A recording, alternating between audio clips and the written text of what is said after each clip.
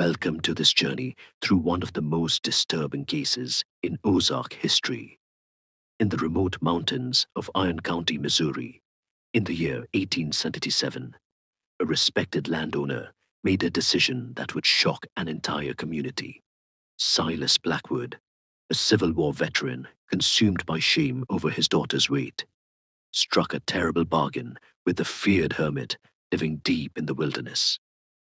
He gave his 19-year-old daughter, Ilara, to Jedediah Kane, a feral woodsman who believed brutal suffering could cure what civilization had corrupted.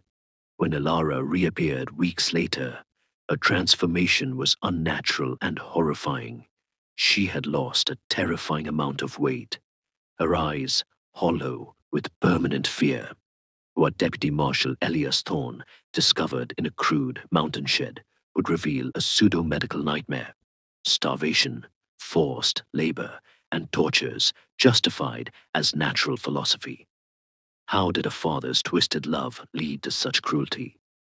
What monstrous beliefs allowed Kane to document his torture as science? And how did a methodical lawman finally expose the truth hidden in those dark Ozark hollows? Subscribe to stand with us as we uncover the stories history tried to bury, and tell us in the comments where you're watching from and your local time.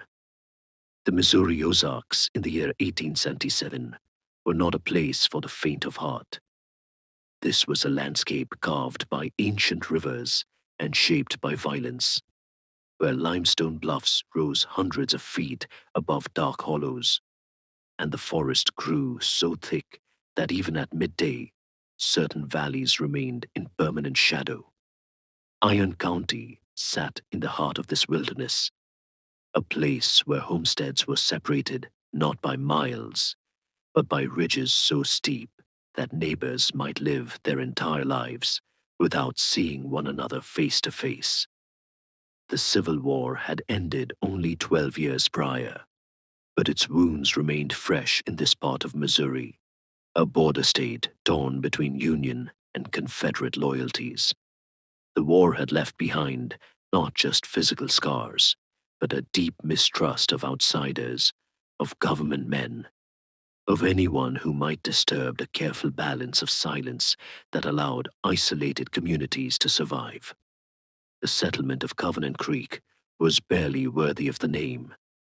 It consisted of a general store, a modest timber church, a blacksmith's forge, and perhaps 24 families scattered across the surrounding hills. The town existed because of the timber industry and the iron ore deposits that gave the county its name. But it survived because of something else entirely: a code of privacy so absolute it bordered on conspiracy.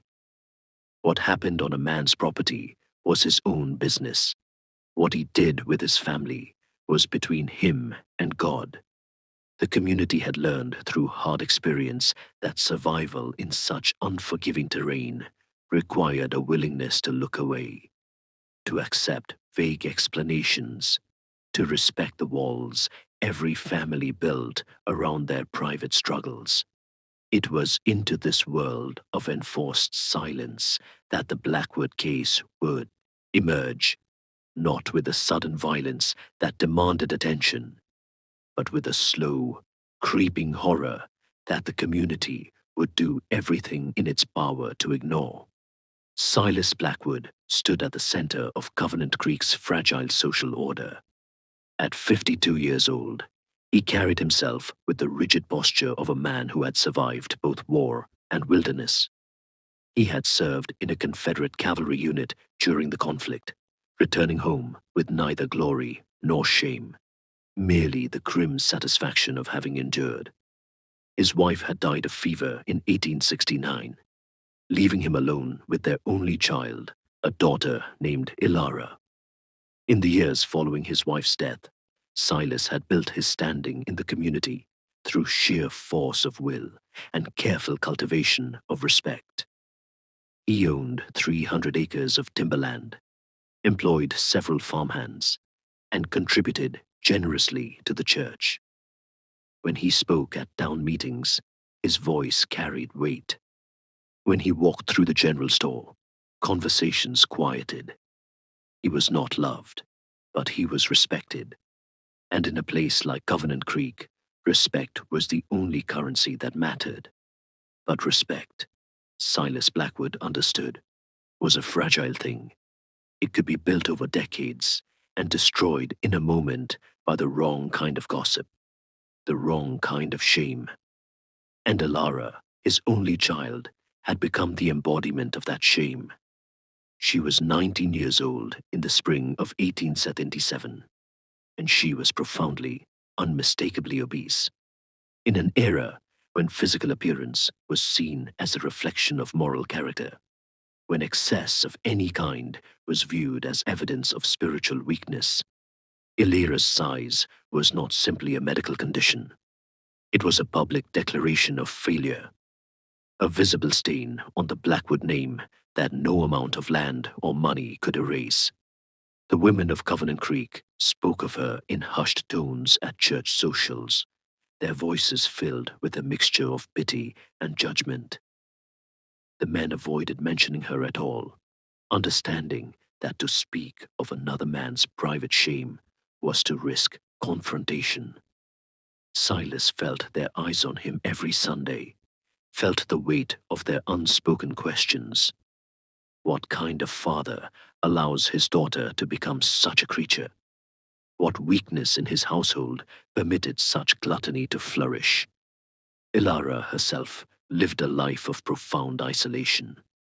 She rarely left the Blackwood property, her days spent in the confines of her father's house, moving between her small bedroom and the kitchen where she took her meals alone.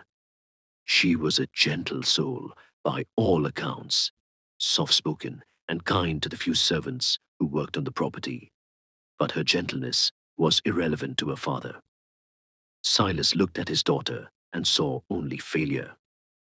He saw his own mortality reflected in her body, the end of his family line, the extinction of the Blackwood name. In his mind, shaped by the rigid Calvinism of his upbringing and hardened by years of war, Ilara's condition was not a tragedy to be mourned, but a problem to be solved. And in the winter of Tautataunt 1877, Silas Blackwood decided he had found the solution. Deputy Marshal Elias Thorne arrived in Covenant Creek on a Tuesday morning in late April of 1877, riding a dun mare and carrying federal warrants related to a timber dispute between two competing lumber operations. He was 34 years old, a product of St. Louis law enforcement, who had been assigned to the remote Iron County district precisely because he was an outsider with no family ties or political debts to the local power structure. The federal court in St. Louis had grown weary of local sheriffs who seemed incapable of enforcing contracts or serving warrants when the parties involved were men of influence. Thorne was meant to be different. He was methodical, educated, and utterly unimpressed by the informal codes of conduct that governed places like Covenant Creek. He had been trained to follow evidence, to document testimony, to build cases through accumulation of fact rather than reliance on reputation or hearsay. His first Sunday in town, Thorne attended services at the Timber Church, not out of particular devotion, but because he understood that in small communities, the church was where information flowed. He sat in the back pew, observing the congregation with the careful attention of a man trained to notice details. It was there that he first saw Illyra Blackwood. She entered the church behind her father, moving slowly, her eyes fixed on the floor. What struck Thorne immediately was not her thinness, though she was alarmingly gaunt, but the quality of her fear. He had seen fear many times in his career, in witnesses and victims and guilty men awaiting judgment. But he had never seen fear like this. It was total and permanent, etched into every line of her face. Her hands trembled as she gripped her hymnal. When the congregation rose to sing, she stood but made no sound, her mouth opening and closing like a woman who had forgotten how to speak. Silas Blackwood sat beside her, his posture erect, his expression one of quiet satisfaction, as if his daughter's presence was a testament to some great accomplishment. After the service, Thorne made inquiries. The conversations were brief and uncomfortable. When he asked about the Blackwood family, he received tight-lipped responses filled with careful pauses. Yes, Silas Blackwood was a respected landowner. Yes, his daughter had been unwell, but was now recovering. No, there was nothing unusual about the situation. The town doctor, a weary man named Gideon Marsh, was slightly more forthcoming when Thorne pressed him in the privacy of his office.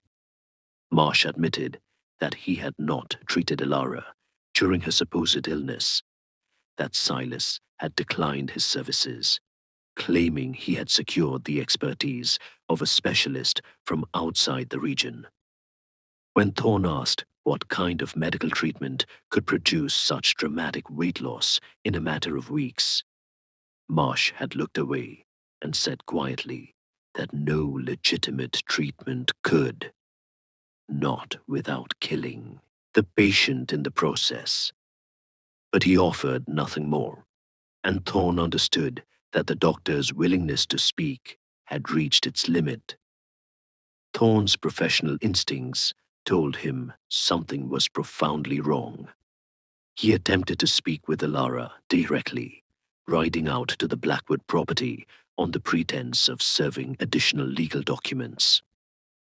Silas Blackwood met him at the door with cold courtesy, thanking him for his diligence, but politely declining any request to speak with his daughter. She was in a delicate state of recovery, Silas explained, and her physician had recommended complete rest and minimal interaction with strangers.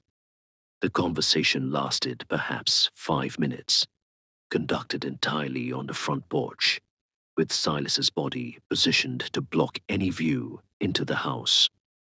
Thorne left with nothing but his suspicions and the growing certainty that Elara Blackwood was not a patient recovering from illness, but a prisoner held within her father's home. For 2 weeks, Thorne pursued the matter through conventional means.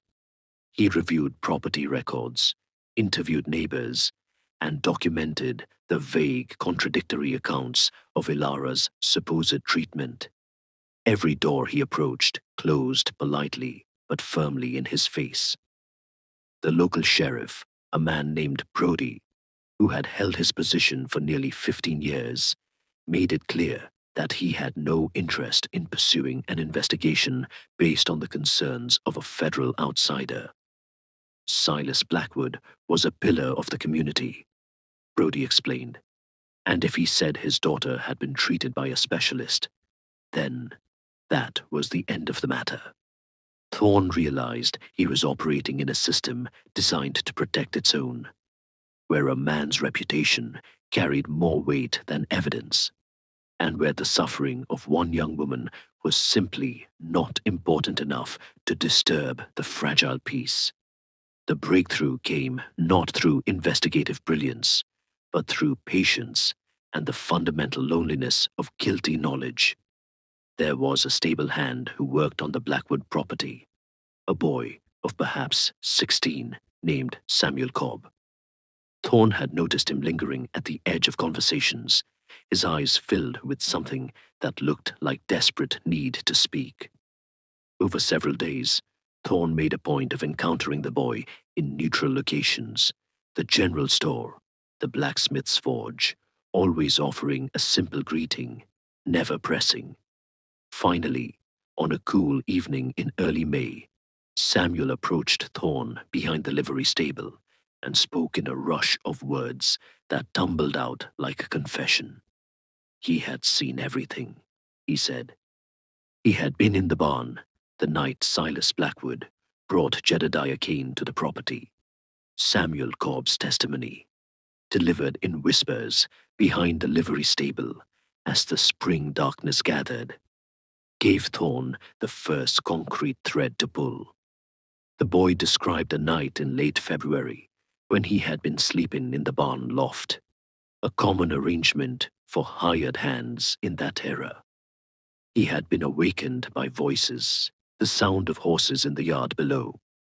Through gaps in the floorboards, he had watched as Silas Blackwood stood in lantern light speaking with a man Samuel had seen only once before, a figure the townspeople referred to in hushed tones as Jedediah Kane. The hermit was tall and lean, dressed in animal skins, his hair and beard wild and unkempt. Samuel described how Silas had handed Kane a leather pouch that clinked with the unmistakable sound of coin, and how the two men had spoken in low, urgent tones about a treatment, a cure, a necessary discipline. Then Ilara had been brought out, her hands bound with rope, a hood over her head.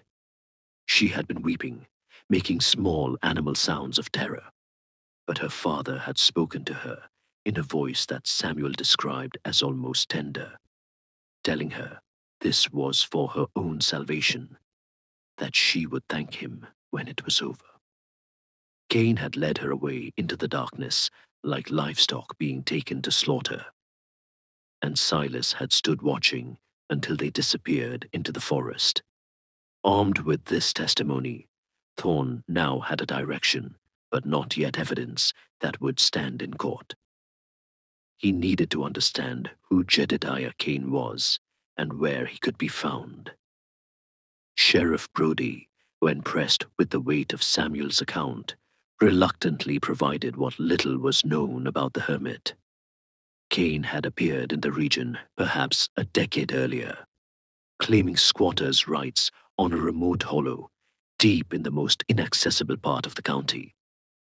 He lived entirely outside the local economy, trading occasionally in pelts and wild herbs, but mostly keeping to himself. The few hunters who had ventured near his property described a fortified homestead surrounded by primitive traps and sharpened stakes driven into the ground at angles designed to impale anyone approaching carelessly.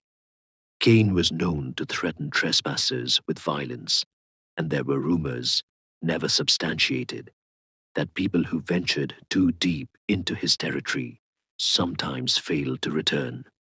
The community had simply learned to avoid the area, treating it as cursed ground, a place where the normal rules of civilization no longer applied. Thorn spent 3 days preparing for his journey into Cain's Hollow. He studied what few maps existed of the region, interviewed trappers about the terrain, and carefully documented his intentions in letters to his superior in St. Louis. If he failed to return, he wanted someone to know where he had gone and why. On a clear morning in mid-May, he rode out alone, following a series of increasingly primitive trails that wound deeper into the mountains. The landscape changed as he traveled, the forest growing denser, the undergrowth thicker, the sound of civilization falling away until there was nothing but the creak of his saddle and the calling of birds. After 6 hours of riding, he reached a ridge that overlooked a narrow valley, and there, carved into the hillside like a wound, was Cain's homestead. The property was exactly as described. A Tautomond, low cabin built partially into the rock face, surrounded by a perimeter of sharpened stakes and crude deadfall traps. Smoke rose from a stone chimney, indicating Cain was present. Thorn tied his horse well back from the clearing and approached on foot, moving slowly, his hand near his revolver. He called out, identifying himself as a federal marshal, stating his business in the clear, formal language of law enforcement. The cabin door opened, and Jedediah Kane emerged. The man was perhaps 45 years old, lean and hard as iron, his eyes pale and utterly cold. He held a long rifle with the casual confidence of someone who had used it many times. The conversation that followed was brief and hostile. Thorne asked about Ilara Blackwood. Kane claimed no knowledge of any woman. Thorne mentioned Samuel Cobb's testimony. Kane suggested that stable boys were known liars and that federal marshals, who made accusations without evidence, sometimes met with unfortunate accidents in the deep woods. It was a threat delivered with absolute sincerity, and Thorne understood he was standing at the edge of violence. But as he prepared to withdraw, he saw it. A small piece of fabric caught on a nail protruding from the side of a windowless outbuilding, perhaps 30 yards from the main cabin. Even at that distance, he could see it was a ribbon, bright blue, the kind a young woman might wear in her hair. He had seen Ilara Blackwood wearing an identical ribbon at church. It was a small thing, perhaps meaningless, but it was physical evidence that placed her at this location. Thorne made no indication he had noticed it, simply turned and walked back toward his horse, feeling Kane's eyes on his back with every step. He had found the location. Now he needed to find proof of what had happened there. Thorne retreated from Kane's hollow, understanding that a direct confrontation would yield nothing but violence, and that any legal action based solely on a ribbon and the testimony of a frightened stable hand would be dismissed by the territorial court. He needed irrefutable physical evidence, the kind that would make denial impossible. For the next week, he established a surveillance position on a high ridge overlooking Kane's property, a vantage point concealed by dense laurel thickets where he could observe without being seen. He brought provisions for extended observation, dried meat, hardtack, a bedroll, and field glasses he had requisitioned from the federal office. This was the unglamorous work of investigation, long hours of patient watching, documenting Kane's routines and movements with the methodical attention to detail that separated successful lawmen from ambitious failures. What Thorne observed over those days painted a picture of a man living according to his own brutal philosophy. Kane rose before dawn and spent hours checking trap lines that extended in a wide perimeter around his property. He moved through the forest with an animal's efficiency, utterly at home in terrain that would have killed a civilized man within days. In the afternoons, he worked on various projects around his homestead, sharpening tools, curing hides, and tending to what appeared to be a small garden of medicinal herbs. But it was the outbuilding, the windowless structure where Thorne had spotted the ribbon, that drew his attention repeatedly. Kane approached it several times each day, always carrying either water or what looked like a heavy wooden trough. The building had a substantial lock on its door, unusual for a simple storage shed, and Kane was always careful to secure it after each visit. On the 6th day of surveillance, Thorne's patience was rewarded. He watched through his field glasses as Kane prepared for what appeared to be an extended journey, loading his horse with traps and provisions that suggested he would be gone for at least a full day, possibly 2. Kane secured his property with his usual thoroughness, checking locks and resetting several of his perimeter traps.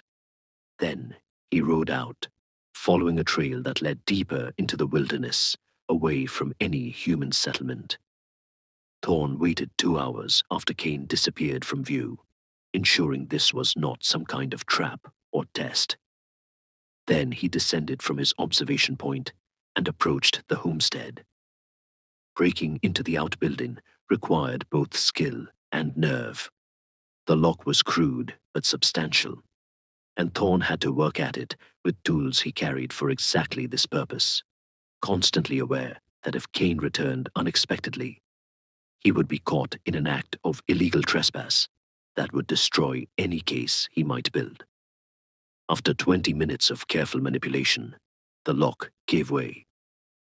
Thorn pulled open the heavy wooden door and was immediately struck by the smell: ammonia, human waste, sweat, and beneath it all, the sickly, sweet odor of decay.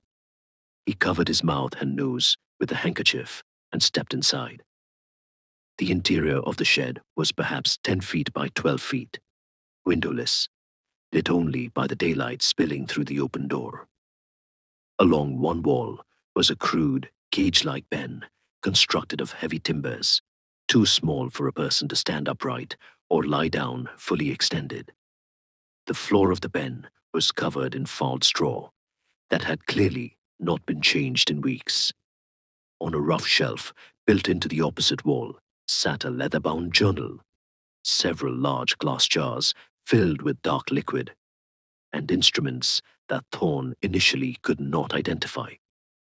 As his eyes adjusted to the dim light, he realized the jars contained leeches, dozens of them, huge specimens of the type found in Ozark streams, bloated and obscene. Beside the jars were what appeared to be primitive measuring tools, a scale, calipers, and a length of rope marked at regular intervals. Thorn picked up the journal with hands that trembled slightly despite his professional composure. The entries were written in a surprisingly neat hand, dated from late February through early April of 1877.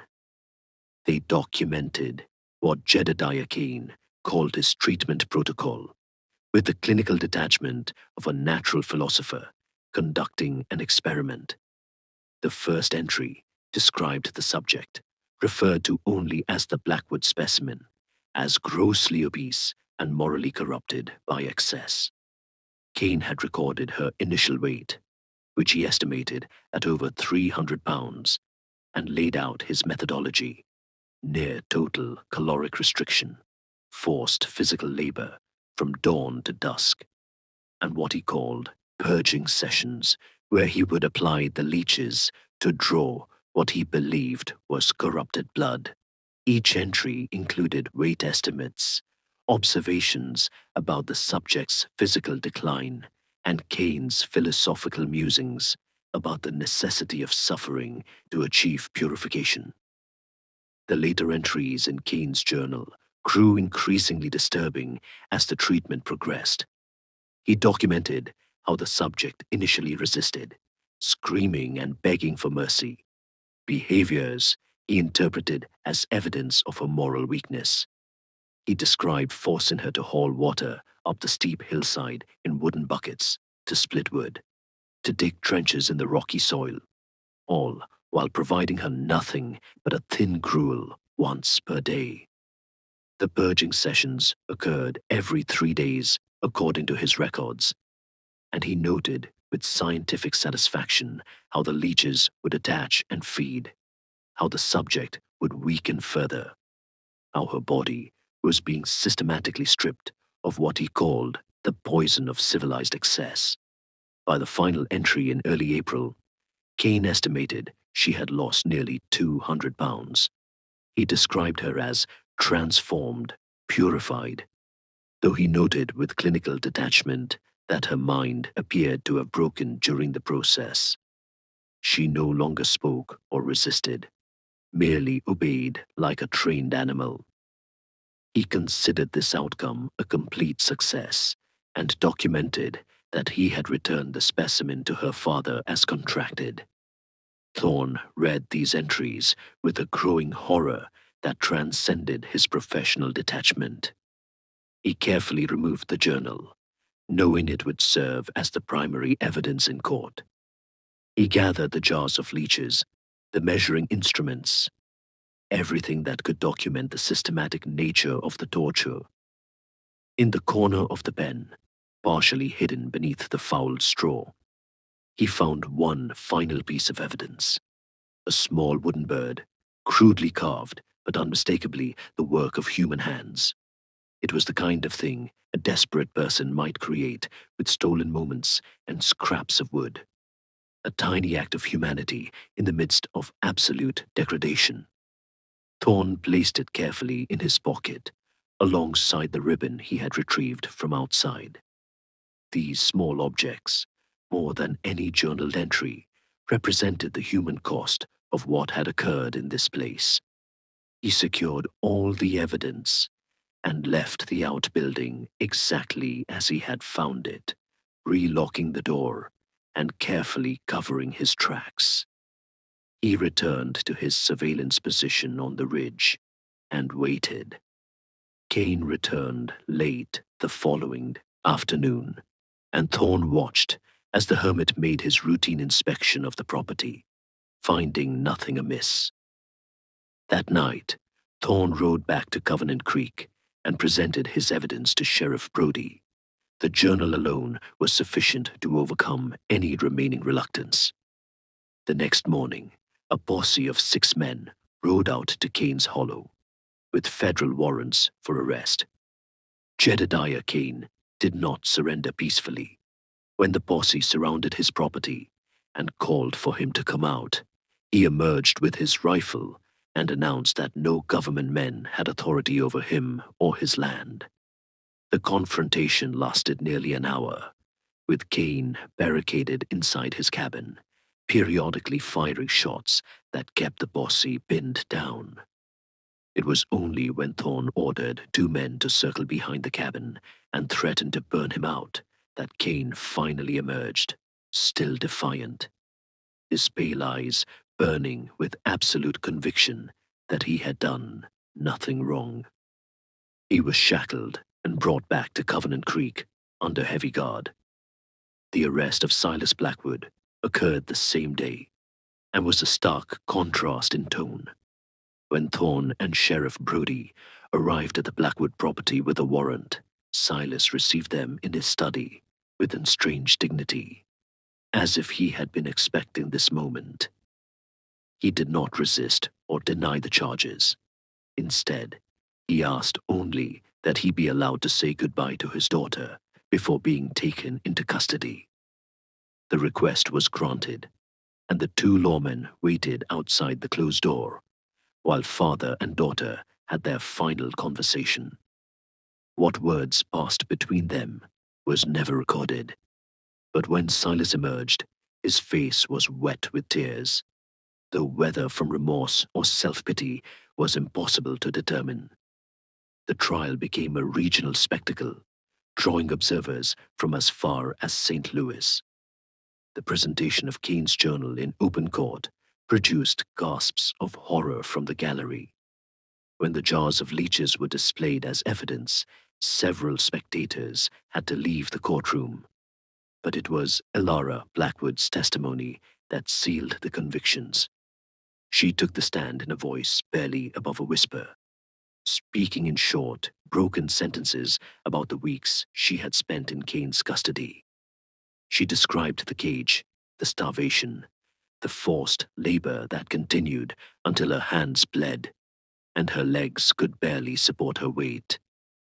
She described the purging sessions, how Kane would apply the leeches while reciting his philosophy about natural law and the corruption of modern humanity. She described how her father had visited once during her captivity, had looked at her transformation with satisfaction, and had told her this suffering was necessary to save her soul.